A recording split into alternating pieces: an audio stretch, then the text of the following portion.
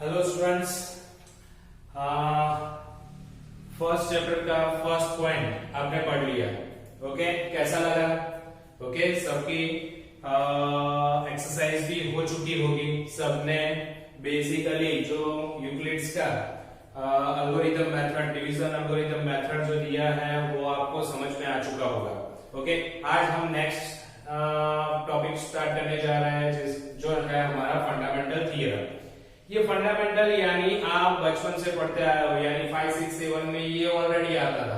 बहुत ही सिंपल है। ओके, पर एचसीएफ एलसीएम फाइंड आउट करने से पहले एक एग्जांपल आपके टेक्स्ट बुक में है, वो समझ लेते हैं। Example number 5। Okay, it's a 4 raised to n,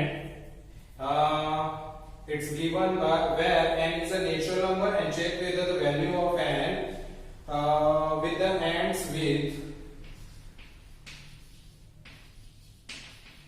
with digit 0.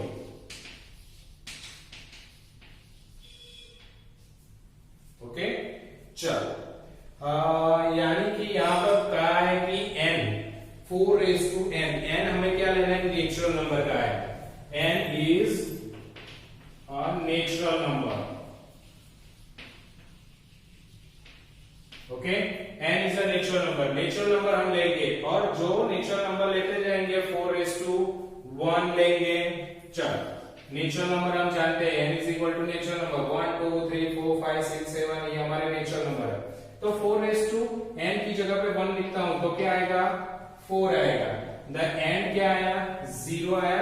नहीं, यहां पर क्या है? चेक वेदर, हमें चेक करना है 4 raised to n and with the digit 0 आना चाहिए। चलो, नहीं आया, फिर 4 raised to 2 लेके चेक करते हैं तो क्या आएगा? 16, तो एंड क्या है? 6। 4 raised to 3 लेके चेक करते हैं तो 4 4 जा 16, 4 जा 64। ओके, तो भी 4, तो क्या आ रहा है? 4 6 4 6 4 6 4 6 4 6 ही आएगा कंटिन्यू। ओके, 0 कहीं नहीं आ रहा है, एंड हमें 0 नहीं मिल रहा है। हम कंटिन्यू ये प्रोसेस चलाते रहेंगे तो हमें 4 6 4 6 4 6 ही लास्ट डिजिट जो एंड है, एंड विद डिजिट 0, तो वो नहीं मिलेगा हमें। तो फिर हम क्या लिखेंगे? कंटिन्यू चलता रहता है तो 4 raised to n, ओके, उसको हम कन्वर्ट करें तो 2 raised to 2 raised to n। Okay, लिख सकते हैं 4 की जगह पे मैंने क्या लिखा? 2 raised to 2 raised to n।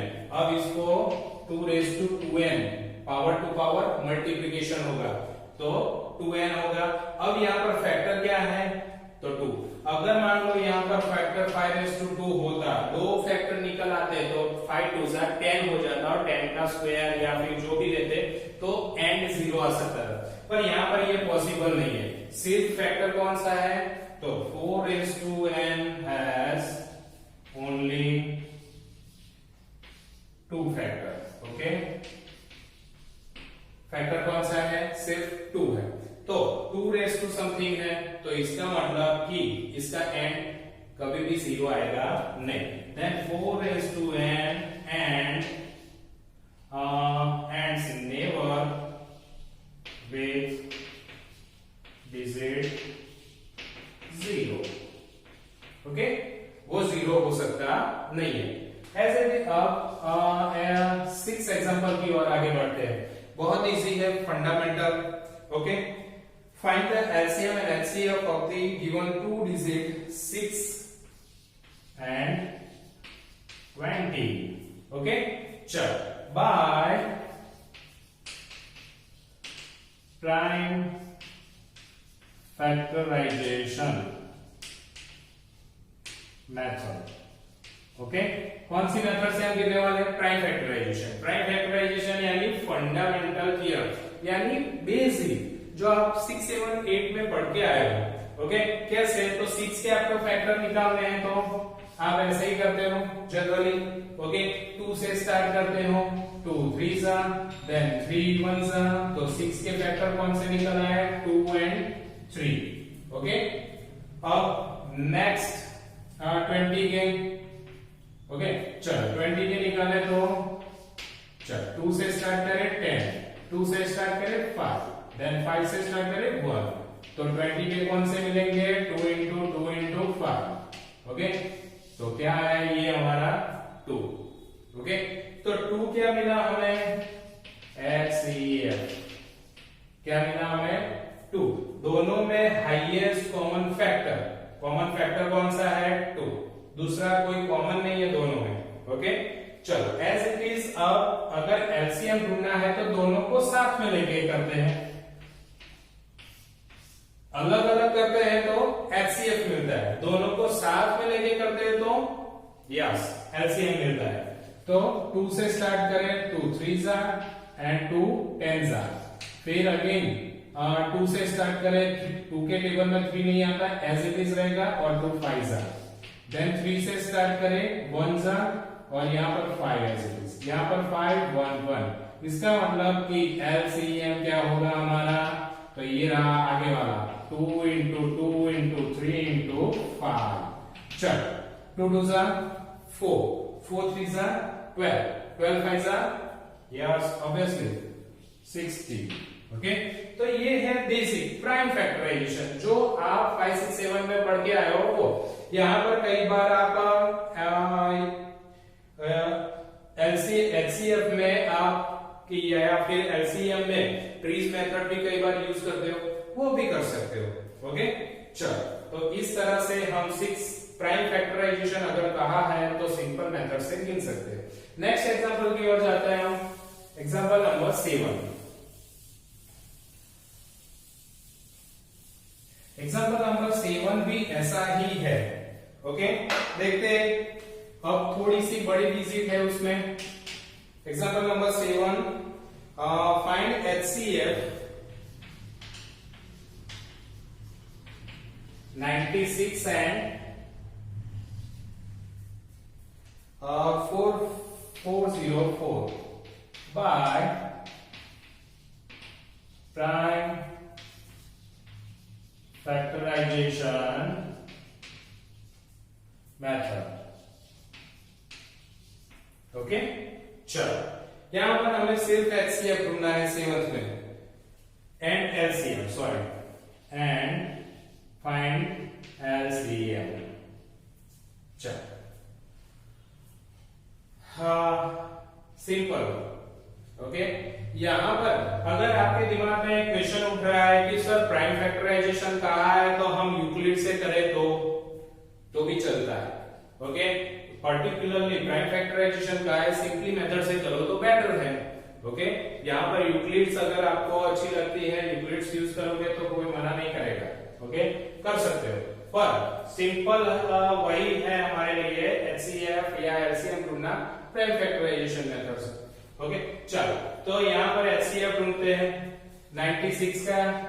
चलो 2 से स्टार्ट करते हैं, यहाँ पर एवरीवन मैं 2 से 9 है, 2 का टेबल बोलता हूं 9 या 9 से छोटा, यानी कि 4 2 8, 1 बाकी रहता है, 4 2 8, देन 1 बाकी, रिमेनिंग 1 यहाँ पर इमेजिन करता हूं तो 1 और 6 16 होता है, एंड 2 8।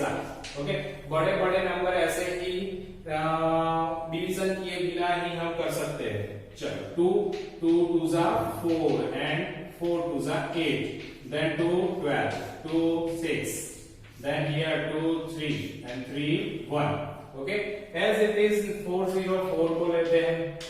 okay, then 2 से स्टार्ट करते हैं, 2 2 and 0 and 2 2 2 से स्टार्ट करते हैं 1 0 1। अब 1 0 1 किससे, तो 1 0 1 किसी डिजिट से डिविजिबल नहीं होता, दैट मींस 1 0 1 ही आएगा 1 सा।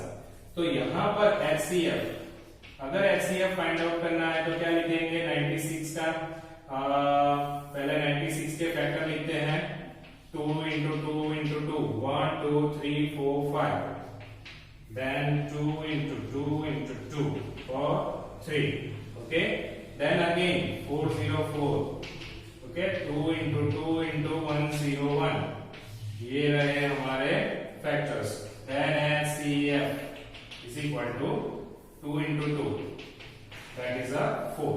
okay, अब LCM, अब एक मेथड आपको अगर आपने कोई रेफरेंस बुक यूज की है बचपन में 5 6 7 या 8 में, तो वहां पर एक फॉर्मूला और भी आती थी एलसीएम डायरेक्टली फाइंड आउट करने के लिए with the help of HCF.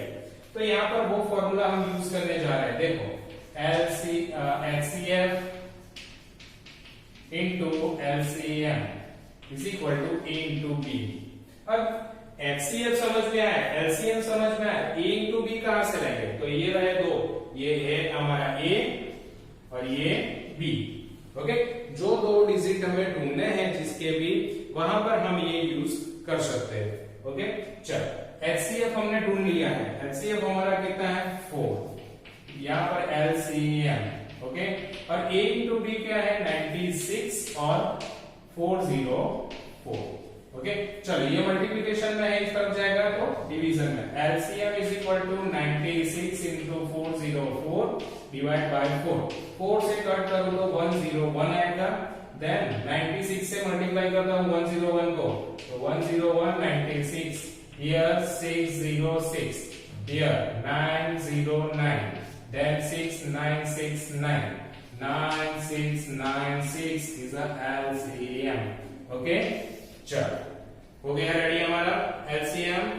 Okay, तो ये फॉर्मूला से भी हम एलसीएम, ये प्राइम फैक्टराइजेशन मेथड की बेसिक फंडा की एक फॉर्मूला है जिसको हम यूज कर सकते हैं एज इट इज। अगर हमारे पास अगर एचसीएफ है तो भी, और एलसीएम है, अगर एलसीएम दिया है और एचसीएफ फाइंड करना है तो भी ये फॉर्मूला यूज करके हम ढूंढ सकते हैं।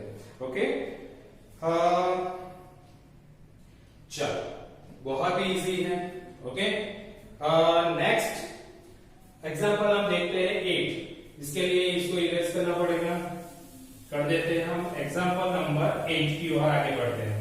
ओके, एग्जांपल 8 हमारे लिए बहुत इंपॉर्टेंट है क्योंकि अब तक हमने एचसीएफ एलसीएम ढूंढा है सिर्फ 2 डिजिट का। अब हम ढूंढने जा रहे हैं 3 डिजिट में। Okay, find the example number 8। Find HCF and LCM। किसका? तो 6 और 6, 72 and 120।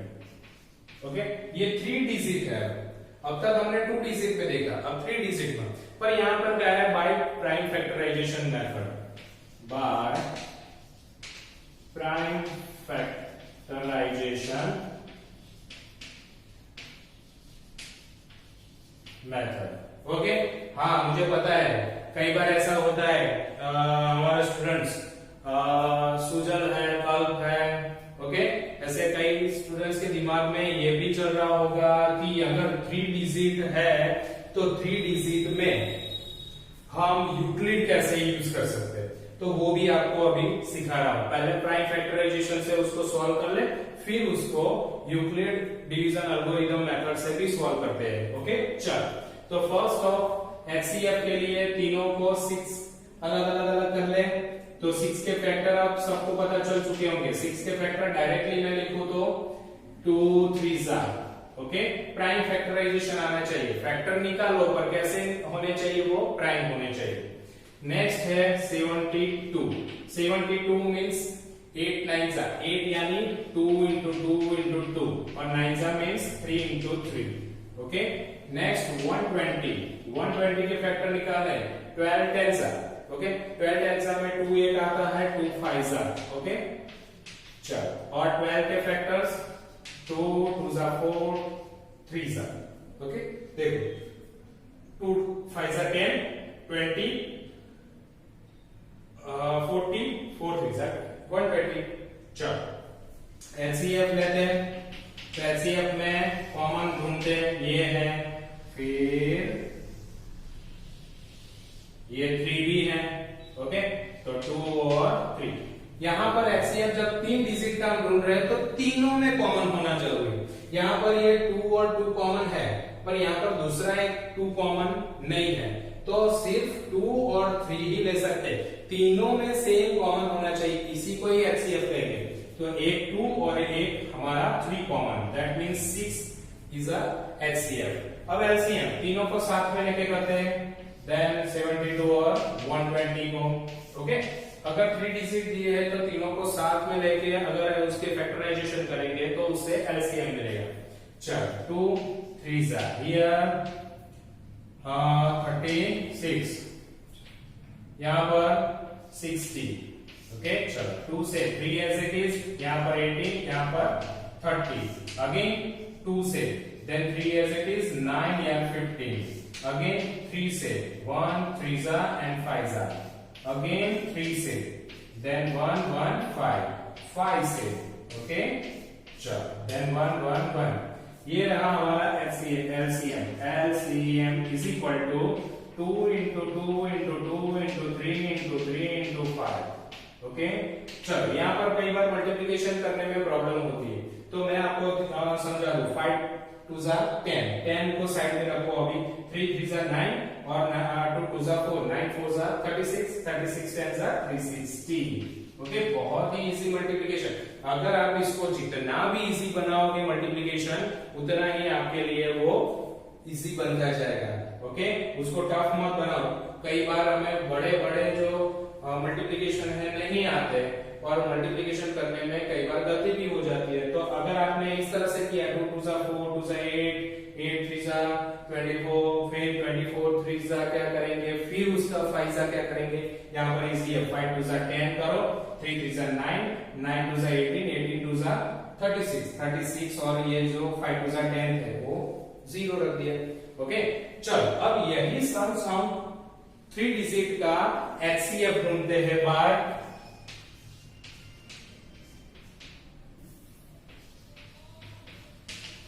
Euclid's method. Okay, Euclid's method से हम एचसीएफ ढूंढते हैं 3 डिजिट का, 6 72 और 120। ओके, चल तो कैसे ढूंढेंगे, तो यहां पर इन दोनों में से, इन तीनों में से 6 72 और 120 में से, तीनों में से कोई भी 2 डिजिट पहले लेनी है। ओके, चलो मैं जनरली बड़ी बड़ी डिजिट लेता हूं, इन दोनों को लेता हूं, तो 120 पहले रखूंगा, फिर 72 रखूंगा। ओके, 72 को अगर 2 से मल्टीप्लाई किया तो 140 से ज्यादा बन जाएगा। ओके, मुझे तो 120 चाहिए, तो 1 से ही मैं मल्टीप्लाई करूंगा, प्लस अब 72 1 जा किया, अब मुझे 72 और 120 में से 72 माइनस करना है। कितना बाकी रहेगा हमारे पास, 8 80 और 20 28 28 यानी 48 बाकी रहेगा। ओके, चल 10 0 एंड 7 8 4 जा 12। चल अब 72 का आएगा आगे, और यहाँ पर क्या आएगा 48। चलो 48 2 जा करूंगा तो 80 से ज्यादा हो जाएगा। ओके, देन 1 जा, तो बाकी कितना रहेगा 50 60 70 और 4 यानी 24 बाकी रहेगा। ओके, चलो 48 और 24 2 जा 24 2 जा 48, तो बाकी क्या 0। तो इसका मतलब इन दोनों का, किसका 120 और 72 का एचसीएफ ऑफ यानी कि 72 एंड 120, उन दोनों का एचसीएफ 0 के ऊपर वाला कितना आया 24। अब कौन बाकी रहा, तो मैंने कौन कौन सा लिया था 120 एंड 72 पर 6 बाकी रह गया ना। अब 6 को किसके साथ एचसीएफ, अगेन यही प्रोसेस करनी है, पर 6 जो बाकी रहा वो और जो एचसीएफ निकाला वो, इन दोनों का हम फिर से एचसीएफ करेंगे। देन अगेन 24 और 6, और 6 को कितने से मल्टीप्लाई करो 4 जा, ओके, प्लस 0। ये तो पहले में ही आ गए, तो 0 के ऊपर वाला तो कोई डिजिट है ही नहीं, कोई स्टेप है ही नहीं। तो मैंने जब पहली बार सिखाया था तब मैंने कहा था 2 जगह पे 0 के ऊपर वाला, पर यहाँ तो कोई नहीं है, तो 0 के आगे वाला यानी 6। ओके, तो एचसीएफ क्या होगा,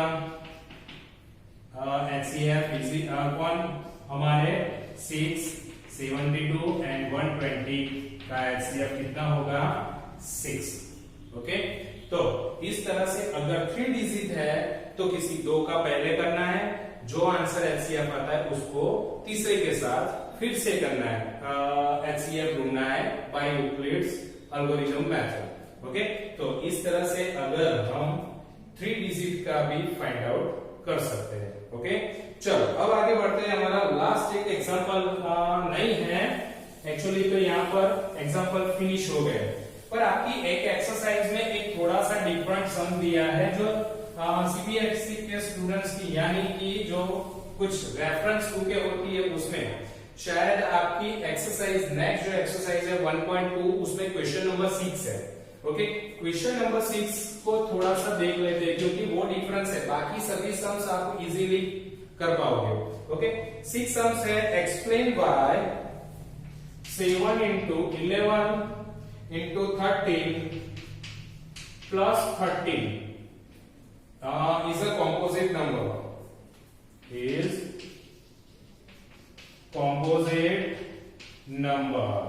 ओके, यहां पर इसको दिखाना है check whether this number is a composite number. हमें वो चेक करके दिखाना है कि वो कॉम्पोजिट नंबर है। कैसे? तो यहाँ पर आप देख सकते हो ये 3 नंबर मल्टीप्लिकेशन में है और ये 13 एडिशन में है, यानी कि मैं इसको ब्रैकेट बना सकता हूं 7 into 11 into 13 प्लस और दूसरा ब्रैकेट मेरा 13। अब ये दो ब्रैकेट में से कॉमन कोई चीज है? यस, 13 कॉमन है। चलो 13, बाकी क्या बचा 7 into 11 प्लस 13 निकल गया, क्या रहेगा 13 1 जा 13, यानी 1 बाकी रहेगा, मैंने कॉमन निकाल लिया। अब 13 11 7 जा 77 प्लस 1 78। तो आप देख सकते हो कि यहाँ पर 13 और 78 ये जो नंबर दिया था हमें, कॉम्पोजिट का मतलब क्या है? कॉम्पोजिट किसका ऑपोजिट है? प्राइम का ऑपोजिट है। तो प्राइम क्या होता है? प्राइम यानी जिसका फैक्टर वो खुद है, ओन है। ओके, पर कॉम्पोजिट मींस जिसके काफी सारे फैक्टर्स है, यानी एक से ज्यादा जिसके फैक्टर है उसको हम कॉम्पोजिट नंबर कहते हैं। तो यहाँ पर आप देख सकते हो 13 और 78 दो फैक्टर मिले। अब ये 78 के भी फैक्टर निकल सकते हैं कि नहीं? उसमें 2 भी है। ओके, 2 से उसका अगर फैक्टर निकाला जाए तो वो भी निकलेगा 34। उसके भी आगे अगर मुझे और भी फैक्टर निकालना है तो वो भी निकलेगा, यानी कि यहाँ 1 से ज्यादा फैक्टर निकलते हैं, यानी कि ये प्राइम अगर इससे मल्टीप्लाई करो तो भी पीछे 8 है, 8 3 जा 24, पीछे 4 आएगा, तो 4 वो प्राइम नंबर नहीं आएगा, वो कॉम्पोजिट नंबर आएगा। क्यों? कॉम्पोजिट नंबर क्या कहता है? जिसके काफी सारे फैक्टर, एक से ज्यादा फैक्टर होते हैं उसको कॉम्पोजिट कहते हैं। तो यहाँ पर हमें 13 और 78 दो फैक्टर तो ऑलरेडी मिल चुके हैं। ओके, तो इसका मतलब कि हम लिख सकते हैं 7 into 11 into 13 plus 13 is a composite number। Okay, तो इस तरह से यहाँ पर हमारा सेकंड पॉइंट फिनिश हो रहा है। मैंने एक एग्जांपल आपको सिखाया, इसके जैसा ही उसमें दूसरा एक सम है वो आपको खुद करना है। ओके, अब यहाँ पर समझने के बाद आपको समझ में आ ही गया होगा। तो यहाँ पर आपको फिर अब एक्सरसाइज करनी है 1.2, नेक्स्ट एक्सरसाइज। ओके, बहुत ही इजी है। आपको यहाँ पर फंडामेंटल थ्योरम यानी जो भी सम्स करने हैं वो बेसिक फॉर्मूला से करने हैं, जो हमारे एग्जांपल थे उसी बेस के आधार पर। ओके, तो आप कंप्लीटली